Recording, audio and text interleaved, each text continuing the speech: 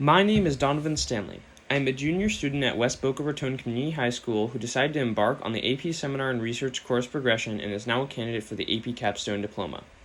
My research subject is a particular type of water reuse known as direct potable reuse, and how public perceptions of it have changed over time in response to increased environmental concern in adolescents. At the beginning of this year, when I was tasked with considering a topic to study, I recalled my experience with AP Environmental Science. This class covered a great many topics, including water conservation in Florida. At first, I was interested in studying saltwater intrusion, the contamination of the Biscayne Aquifer with seawater, but failed to find an adequate gap to investigate. However, through saltwater intrusion, I found many other concerns about water usage in Florida. I reached out to my uncle, who works for the water management company Hazen and Sawyer, to ask about the current debates and issues surrounding water management in Florida. He explained that water conservation and environmental preservation, particularly of the Everglades, could be effectively addressed through the process of potable reuse. Through further research, I discovered that there were two types of potable reuse, direct and indirect. I chose to investigate direct potable reuse due to its increased benefits to water conservation and the major issue of public acceptance that is its main concern. Researcher Ishii and her colleagues have provided an operant definition of direct potable reuse for all discussions to use as a basis. The introduction of reclaimed water, with or without retention and engineered storage buffer, directly into a drinking water treatment plant, either collocated or remote from the advanced water treatment system. Indirect potable reuse, on the other hand, uses a natural buffer to act as an intermediate between water collection and purification. As you can see in this chart, direct potable reuse excels in all areas where indirect potable reuse lacks, except that the public is more adverse to the concept of direct potable reuse. This reluctance to accept infrastructure for direct potable reuse is explained by George R. Allen, principal of environmental consulting agency Stantec, as being due to the psychological barrier that the water originated as gross sewage. This concern is baseless, as direct potable reuse has been proven safe by several expert testimonies and through contaminant testing. While researchers like Anna Hurliman are quick to affirm that psychological aversion alone does not dictate resistance to direct potable reuse development, it is often cited as a primary cause. In order to specify this aspect of the conversation, researchers Bruvold and Ward developed a survey to evaluate if the degree of personal contact with water usage affects whether the public will accept such an application of direct potable reuse. According to their results, they found that most higher contact uses of direct potable reuse were likely to face public outlash due to the percentage of disapproval being greater than 10%. I noticed that this research was conducted in the early 1970s and on the west coast of the United States. Thinking back to my education and how many of my classes, such as AP Environmental and to some extent AP Seminar, had expressed the importance of environmental conservation through reuse of water, there had also been many organizations like Mount Botanical Garden which grew to advertise environmental concerns since Bruvold and Ward's study. With this concept, I created my research question. Does the perception of environmental impact cause high school students to answer more positively on their acceptance of direct potable reuse water conservation methods? To investigate the research question, I decided to use a survey similar to that employed by Bruvold and Ward in their research. I had both a control group and an experimental group to compare participant responses with a study that was conducted in 1972. To conduct the study, I created two forms on Google Classroom. Form A was a control survey with questions intended to target responses that evaluated similar categories of water usage as the 1972 study. This group would have a target population of 15. Form B had the same questions as Form A, but contained an environmental appeal and the quantity of water that would be conserved by each application in millions of gallons per day. This form would be used to evaluate environmental causation for survey responses, and had a target population of 15 as well. In total, both forms had a combined participant count of 30, which is a recommended quantity for statistical significance. These participants would be collected within the general student body of a local high school, as they are part of a similar generation and would have seen similar appeals to environmental concern over the course of their education and life. This table shows the questions that were implemented on both forms of the survey used for the study. it can be seen that all participants could select from a more positive option to a more negative option of direct potable reuse for all questions. There are also some questions that have negative perception prompts. These questions consider a negative response to be in favor of direct potable reuse and a positive response to be against it. The third column shows the amount of water that could be conserved by certain applications. This was used in Form B exclusively to reveal the amount of water that would be conserved by any given application, strengthening the clarity of environmental impact of that application. Both forms of the survey were administered and collected through a digital format on Google Classroom.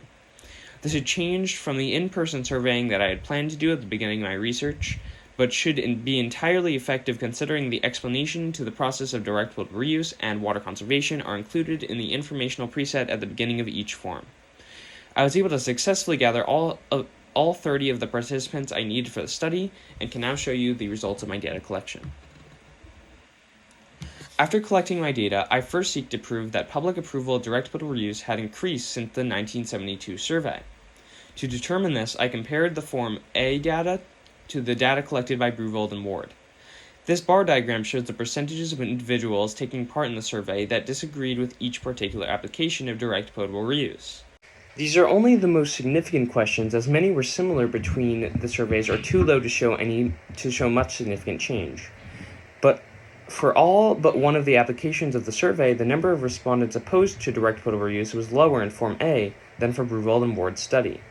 This is seen especially in differences between drinking water, restaurant, and home food preparation categories that had an over 20% decrease in opposition from Breuvold and Ward's study. These categories are significant, and the changes in them represent over a fifth of an actual population. The only category where opposition increased, laundry, had a less than 5% increase and may be considered an outlier where public opinion stayed relatively the same towards the application. Despite the large margin of increase in acceptance of direct potable reuse for several of these applications, none reached a disapproval rate of less than 10% as described as negligible by Breuvold and Ward. This means that there would still likely be some challenge to direct potable reuse presently even among the more environmentally appealed to generations. Despite this, the changes are large and may project a trend towards high acceptance of direct potable reuse that researchers could use in future investigations. While this data shows that sentiment towards direct potable reuse has changed over time, the scaled comparison of Form A and B seeks to relate that increase to environmental consciousness. When pie charts are shown side by side, it can be seen that Form B responses have followed a similar composition of approval and disapproval of respondents, despite increased environmental appeals. No individual response, with the exception of lawn irrigation, had a disapproval rate of more than 5% different in any application in Form A. This can only be used to come to the conclusion that environmental concern in this manner does not have a significant effect on approval rates for direct potable reuse. The lack of variation in responses between Form A and B have led me to question whether my experimental design is valid. It may be that Form B did not effectively evaluate whether individuals are more approving of direct potable reuse based on environmental concern. Despite this, the conclusion of this data suggests that environmental concern does not have a significant effect on approval rates of direct potable reuse, and in my analysis of the data, I seek to use methods similar to Breuvold and Ward in their study. While none of the applications I investigated reached the 10% cutoff for negligible disapproval of direct potable reuse, there were significant changes in some of the most disapproved applications. A chi-squared test with 2 degrees of freedom can be used to find the variation in drinking water, restaurants, and home food preparation are all significant, while that for laundry is not. A similar test conducted on the comparison between Form A and B reveals a lack of statistical variation between the two groups. Essentially, my hypothesis that direct potable reuse approval has increased due to an increased environmental concern must be rejected in favor of the null hypothesis. However, it can be said that an increase in the acceptance of direct potable reuse has occurred due to the comparison between data in Form A and Breuvold and Ward's original study. To summarize the findings of my research, while I was unable to prove that my hypothesis regarding environmental concerns' effect on direct potable reuse acceptance was valid, I was able to suggest that the approval has increased over time since 1972 when Breuvold and Ward conducted their surveys. This can be seen in the significant decrease in disapproval of the applications of drinking water, restaurant food prep, and home food preparation. The lack of variation between my experimental form and my control form fails to reveal a possible relationship between the approval of direct potable reuse and environmental concern. Ultimately, the gap I've investigated has been thoroughly covered through my research, although my methodology was not without potential improvements.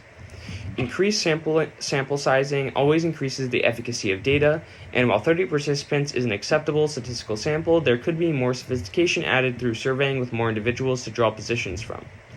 I also believe that a superior method of evaluating environmental consciousness effect on direct potable reuse approval would be to administer an additional test to give a form of score to participants that could assess the relative amount of concern with the environment, and then relate it to answers on a similar questionnaire to the one I used. This did not occur to me until after my experimentation, but I would recommend further research use this method to possibly increase the validity of the conclusions reached. Additionally, further research could investigate other possible variables and their effect on acceptance for direct potable reuse. Many of these are outlined by Dolnikar et al., such as economic cost of direct potable reuse infrastructure, water supply concerns, or age dynamics. Future research may look at how direct potable reuse acceptance has increased since prior surveying, such as that of Bruval and Ward, to isolate the specific elements that public workers can use to advertise for water conservation using direct potable reuse. These are my sources.